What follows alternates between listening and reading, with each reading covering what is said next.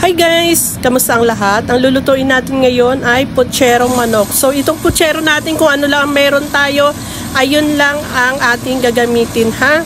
So magsisimula tayo sa pagprito ng bahagya ng ating manok. Ang ginamit ko pala dyan ay yung dulo ng legs, tapos yung dulo ay gagawin kong sabaw. So iprito lang natin ng bahagya. Ayan.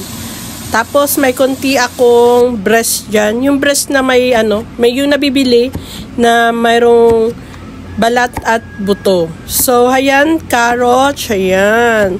Hiniwa ko nga pala yan ng ganyan. Kayo nang bahala kung anong gusto nyong hiwa. Kasi gusto ko yung medyo grill na may design na may itim-itim. Yung may sunog-sunog ba yung mga dulo-dulo. Yun, ganun ang gusto kong itsura niya. So, ang ating saging ay saba. Saba ng India yan. Gustong-gusto ko yan at paborito ko dahil mayroong tamis. Matamis siya at malasa. Tapos, lagyan pa ng sauce. Yung may tomato sauce. Wow! Wow! Wow! Ang sarap nung kanyang sauce niyan. Okay, kahit araw-araw manok ay ayos lang. At least nagkakaroon ng yung pang-araw-araw ba. So laging manok isda, ganun lang din ang aming ulam. Prituin ng bahagya kabilaan. So kunting tiyaga-tiyaga. Okay, shout out sa lahat. And maraming pong salamat sa lahat.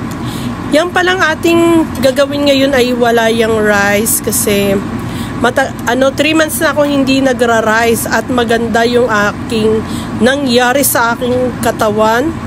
Yung aking katawan dati, alam mo bang weight ko dati ay 74, tapos ngayon 67 na lang.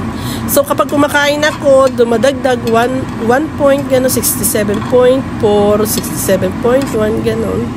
Okay, ito lagyan natin ng konting olive oil yung ating kawali, kahit anong oil, tapos i-grill natin dyan yung ating gulay. Dadamihan na lang natin yung gulay para kahit walang rice ay marami namang gulay. So, isunod natin yung ating patatas. Okay, tapos yung carrots, no? Masarap yung yung saba, masarap, matamis, parang saba rin naman sa atin. Pero yan mahahaba.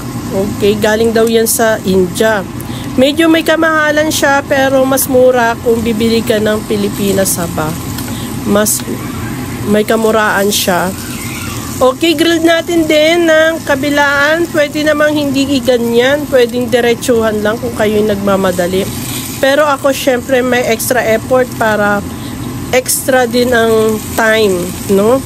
Pero masarap din naman siya kapag ganyan. Masarap din na ihuhulog mo na lang. Okay, ihuhulog din naman natin yan.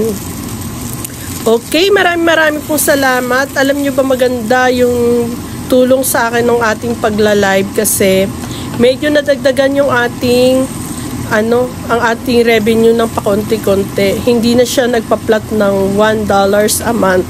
So, ang sahod natin ay $1 a month. Grabe tapos ang tiyaga-tiyaga.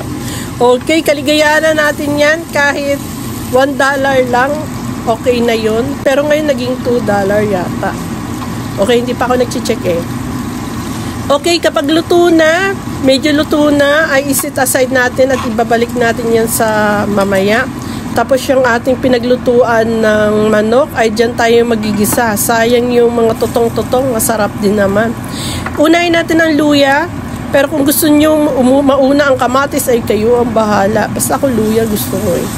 Tapos, ayan, saute lang natin. Tapos, ayan, saute. Tapos, kutkutin ang mga, libag-libag. Uy, pampalasa yon. Tapos, ayan yung aking garlic. Ayan. Gumawa na ako ng, garlic na marami. Kasi masarap yung garlic eh. Kapag, at hindi na, hindi, madalian na lang. Tapos, onion. Ayan. Saute natin yung ating onion. Shoutout po nga pala sa mga bago nating subscriber, ha?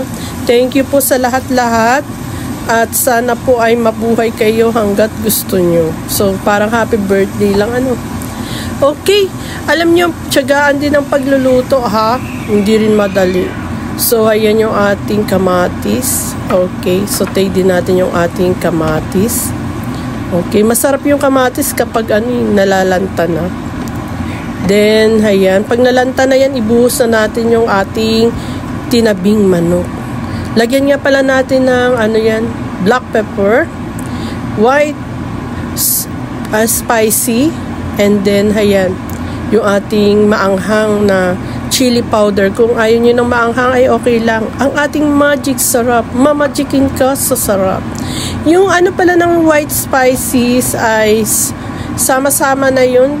Yung dinurog na ginger, onion, and garlic. Mga dinurog, mga dry dyan. Pero masarap siya. Tapos ibuhusan natin yung ating manok kapag lanta na yung ating yung ating kamatis. Lagyan pala natin ng tomato sauce, tomato paste, kasi hindi ko napakita, pero nilagyan ko yan, promise. Oo, totoo.